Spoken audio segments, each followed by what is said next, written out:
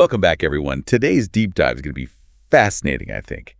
We're tackling power. Power, always a juicy topic. But with a bit of a twist. We're looking at it, especially for women, through this book, The Power Code, by Katty and Claire Shipman. Oh, I've heard good things about that one. Me too.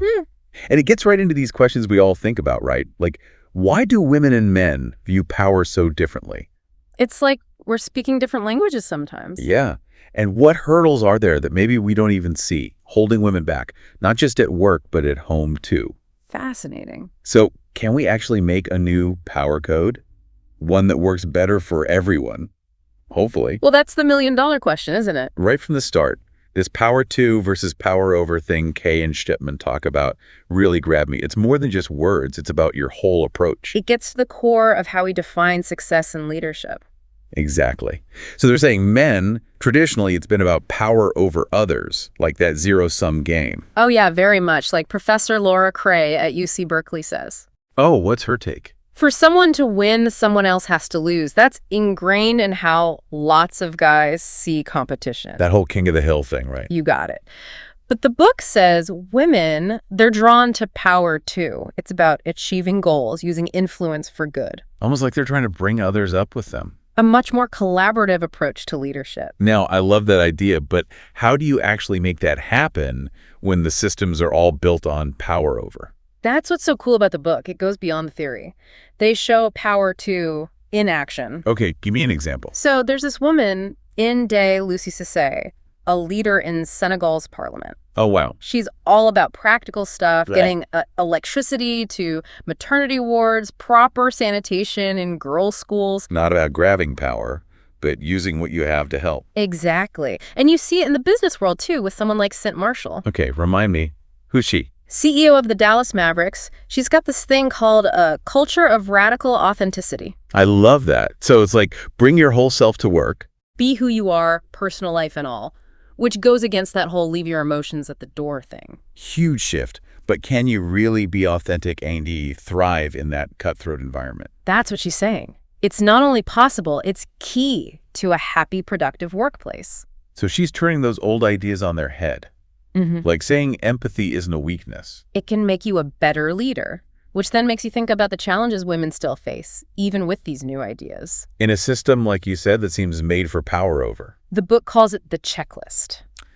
Okay, what's that exactly? Imagine the criteria you don't see, the ones used to judge if you get promoted. Ah, okay. And often it's biased against women, even with good intentions. It's just how things are set up. Yeah, I think most women listening have felt that at some point. How does it play out, though, specifically? Well, they give this example, the promise versus performance paradox. Ooh, that sounds interesting. Women are judged on what they've done. Men get promoted on potential. Oh, so it's not just blatant discrimination. More insidious, like women have to prove themselves constantly, men get the benefit of the doubt. Ugh, it's so frustrating. Yeah. But is that really still happening? Oh, totally. And not just promotions. The book even talks about how women are penalized for resting bitch face on Zoom calls. Wait, what? Seriously? There's research on it. Women's expressions are judged way harsher than men's. It's constant scrutiny. It's almost funny, but it points to a bigger problem. And it gets deeper, too. They talk about cognitive labor at home. The mental load of running the house? Or... Yeah, all that stuff. Managing schedules, anticipating everyone's needs. Often invisible. Invisible and never-ending. The book breaks it down into 4 stages, kind of like a to-do list that never gets checked off. Okay, give me the rundown. Anticipating needs, figuring out options, making decisions, and then making sure everything actually gets done. Sounds exhausting. And ironically, these are all executive function skills, valuable in the workplace. But women are using them up on unpaid work at home. Exactly, which then limits their chances to move up in their careers. Okay, so much to think about there. But we can't forget about the guys, right? Yeah, totally. They're navigating this new world, too. New expectations at work, at home. It's a lot to deal with. The book talks about loss aversion in men, that fear of losing power and status tied to traditional masculinity. So it's not just about resisting change, it's about fear of what they might lose. Right. The book shares this story about John Malesic. He became a stay-at-home dad, and there was all this judgment, even shame. Oh, wow. So it's like everyone's struggling with these shifting gender roles. It's a complex landscape for everyone. So where do we go from here? Does the book actually offer solutions for all this? That's what makes the Power Code so great. It doesn't just complain, it tries to find answers. Like, they have this thing called micro primers. Okay, break that down for me. It's like little tweaks to the way we talk to make ourselves more powerful. So what, like affirmations or something? Kinda. Instead of I can't, you say I will. Instead of I've never, it's I have. Interesting. So it's like you're changing your mindset through language. Yeah, you're rewiring those old thought patterns. But it's not just on an individual level. Right. Got to have bigger changes too. The book highlights companies who are actually changing how they define leadership. Moving away from that old command and control style. Exactly, towards something more collaborative. They're seeing empathy and listening as good things. That's so encouraging. But what about the people who just aren't ready to let go of that old power structure? How do you deal with that? That's got to be tough. Well, that's where the book gets really tactical. It gives you tools to navigate those tough situations. Ooh, give me the goods. How do you handle those people who are stuck in the past? One thing they suggest is speaking truth to power. Okay, so like calling people out. Kinda, but it's about doing it in a smart way. Challenging assumptions, but respectfully. You got to pick your battles, right? Exactly. It's about framing your message well, using data, and finding allies. Like building a team for change. That's a great way to put it. And setting boundaries is huge, too. Ooh, boundaries. That's something I think a lot of us struggle with. At work, at home, knowing your limits and being okay with saying no. Which can be so hard, especially for women. But the book's point is, saying no isn't selfish. It's protecting yourself so you can actually be powerful. Makes sense. But what about when you DO feel drained? Like your power's just gone. Well, they draw on their work on confidence. Stuff like power posing, practicing gratitude. Remind me about power poses. Think Wonder Woman. Standing tall, shoulders back, hands on your hips, projecting confidence even if you don't feel it. I actually used to do that before presentations. It works. And gratitude, it shifts your focus from what you're lacking to what you have. So you create more abundance by appreciating what's good. Precisely. And then there's focusing on your strengths. What are you good at? Reminding yourself of what makes you awesome. Exactly. And they have exercises to help you identify those strengths, overcome self-doubt, really step into your power. I love that. This whole deep dive has been incredible so far. I'm already feeling empowered. The best is yet to come. But before we go on, is there one thing you want listeners to really walk away with? It's this. Women are often their own worst enemies when it comes to power. What do you mean? They call it the disease to please. We're socialized to put everyone else first, downplay our achievements. Oh, I know that one. Always being the good girl. And it stops us from claiming our power, from asking for what we deserve. So it's not just stuff out there in the world, it's what we've internalized too. Absolutely. The book is saying, unlearn that. Embrace your ambition. Stop apologizing for your success. Powerful stuff. Yeah. But that's easier said than done, right? Yeah. How do you actually break those patterns? They give practical tips. Practice self-promotion. Get good at negotiating. Find women who will support you. So it's like, surround yourself with the right people. People who believe in you. But then what happens when someone is resisting? When they're holding on to those old power dynamics? I struggle with that all the time. How do you deal with those situations? That's where the Power Code gets really tactical. They have strategies for handling those tough people. Okay, give me a power move. What do I do when I hit that wall? They talk about speaking truth to power. So, like, calling them out directly. It's about doing it effectively. Challenging bad behavior, but thoughtfully, with evidence, finding allies. So it's not just about being aggressive, it's strategic. Exactly. And the book emphasizes setting those boundaries we talked about earlier. At work, at home, knowing what you will and will not tolerate. Which is hard, but it's how you protect your energy, your time, the things that fuel your power. And then what about when you just feel totally depleted, like your power's gone? Well, Kay and Shipman, they say, go back to those confidence builders, power poses, gratitude. Okay, yeah, those were good. Remind me about power poses again. That Wonder Woman stance. Standing tall, shoulders back, hands on hips. Right, like you're taking up space. It's about projecting confidence, even when you don't feel it.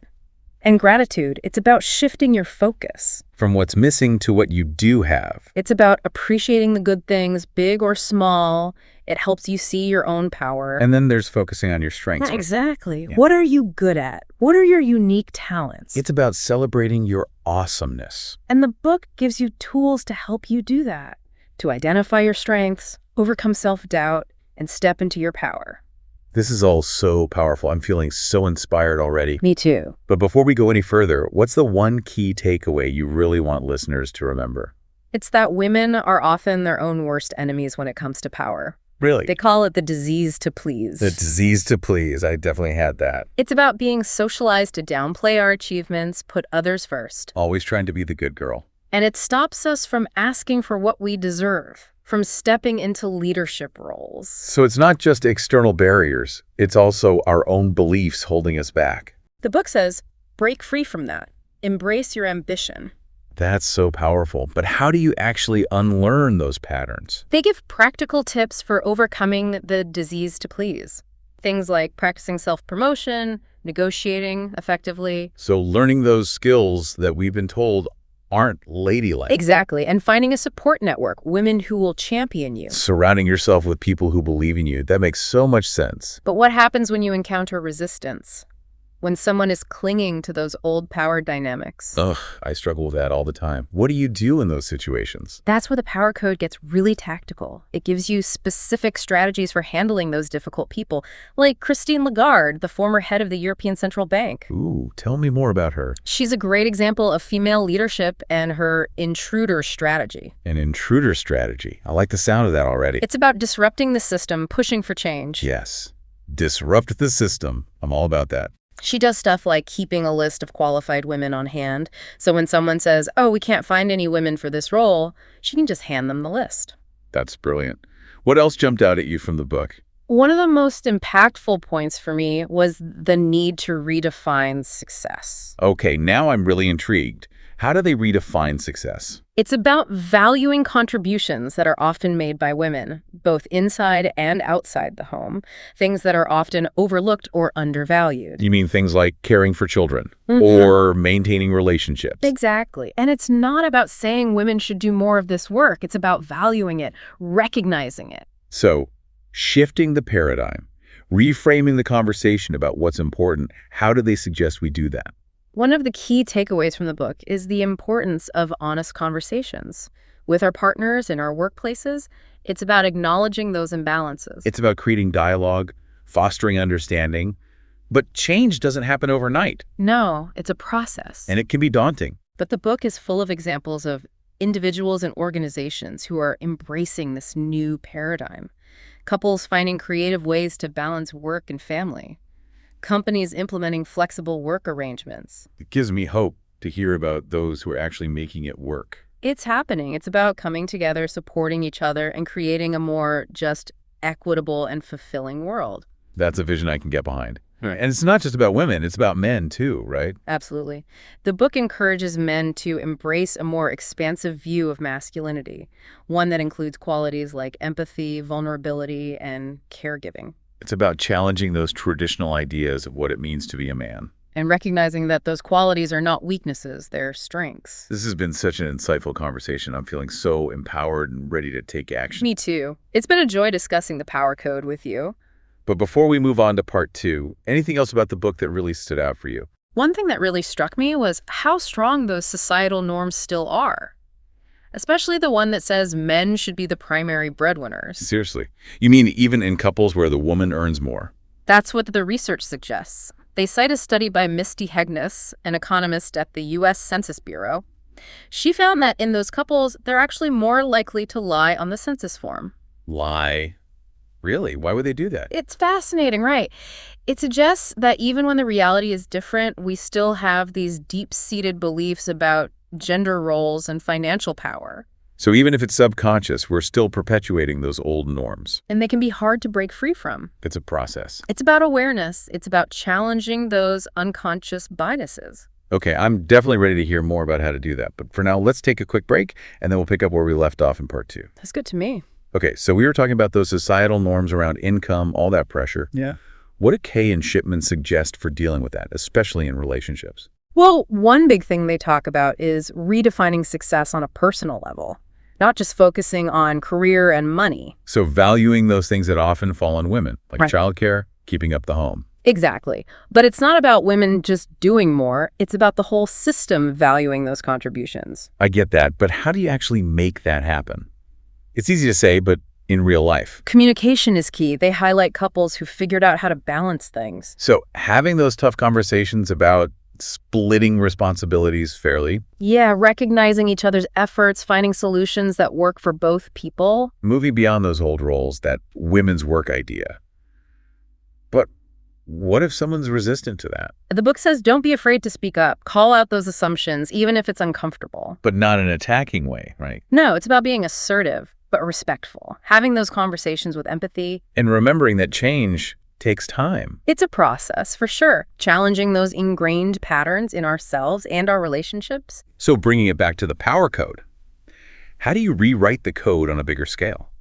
That's what's so exciting about the book. It's not just accepting things as they are. They show women who are actually changing the system. The trailblazers, showing what's possible. And it's not just women in high positions, it's everyday women making a difference. Creating a world where power isn't about dominance, but about working together for good. But how do we actually do that? Even little things matter. They talk about being mindful of the language we use. Oh, like those microprimers we talked about. Exactly. Notice how you talk about yourself, your work, your goals. Are you empowering yourself or putting yourself down? Choosing words that build you up, not tear you down. Right. And beyond language, take action, even small steps. Where do you want to feel more powerful? What's one thing you can do to get there? It's about those little shifts that can lead to bigger changes. But change can be scary. What about dealing with fear and self-doubt? They talk about power posing, gratitude, things we've mentioned, using your body and mind to feel more powerful. We covered power posing, but remind me about gratitude again. Gratitude is focusing on what you have, not what's missing. Appreciating your strengths, your wins, the good stuff. It's like acknowledging how far you've come, the power you already have. And then there's focusing on your strengths, those things you excel at, and using those to make a positive impact. Owning your awesomeness and not being afraid to show it. Exactly. Embracing those unique talents and abilities. We all have something to offer. This is making me realize change is possible, individually and as a society.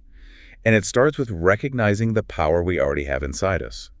Which leads to another key message. Power isn't something you're given, it's something you cultivate. That's a great way to put it. We're not powerless. We have the ability to create change, but how do you actually tap into that power? That's what the book is all about, giving you strategies, tools to build confidence, overcome self-doubt. It's about realizing you're not alone, and that by supporting each other, we can create a world where everyone thrives. I'm so glad we're having this conversation. It's given me so much hope and energy. Before we wrap up this part, what about the idea of role models? That seems really important. Throughout the book, Kay and Shipman showcase all these incredible women who are rewriting the code, making the world better. The ones showing us it can be done? What are some of the things they all have in common? They're brave, they're tough, they don't let the status quo hold them back. But they're also caring, collaborative, they want to use their power for good. It's like redefining what leadership means, right? Moving away from that command and control style to something more inclusive. And it's not just women in big fancy positions, it's women everywhere. Mothers, daughters, sisters, friends, making a difference right where they are. Showing us you don't have to be famous to be a role model. And the book reminds us we all have a part to play in making the world better. Living our values, using our voices, supporting each other. It's about creating a world where everyone can reach their full potential. This deep dive has been so eye-opening. I agree. But before we get too mushy, let's move on to the final part. I want to hear your last thoughts on the book and what you hope people take away from this. Can't wait to wrap things up and share those final reflections. Okay, so we've really dug into the power code. I'm walking away with this feeling like things can change. Like we've been given this new roadmap for power. And it's not just about adding a few more women to the mix. It's a totally different approach to power itself. Yeah, not that old someone wins, someone loses game. It's about using power to help everyone. And they don't just talk about it. They give examples of it actually working. Like those amazing women we keep mentioning. They're proving that a new power code is possible. They're out there doing it. It's about changing how we lead, right? Not top down, but collaborative, inclusive. Using our combined strength for good. And it's not just a women's issue either. Men are a huge part of this too. Absolutely. The book shows guys who are redefining what it means to be a man, supporting equality, being allies. It's about everyone thriving no matter their gender. And it starts with each of us taking responsibility. That's a core message. We all have the power to make things better. Don't wait for permission. Use the power you already have. This deep dive has been so inspiring. It's given me so much to think about. As we wrap up, what do you really want listeners to remember? Don't be afraid of power. It can be a force for good to change the world. And you have that power within you right now. I love that. Thank you so much for exploring the power code with us today. Everyone listening, definitely check out the book if you want to dive deeper. And remember, you have the power to create change.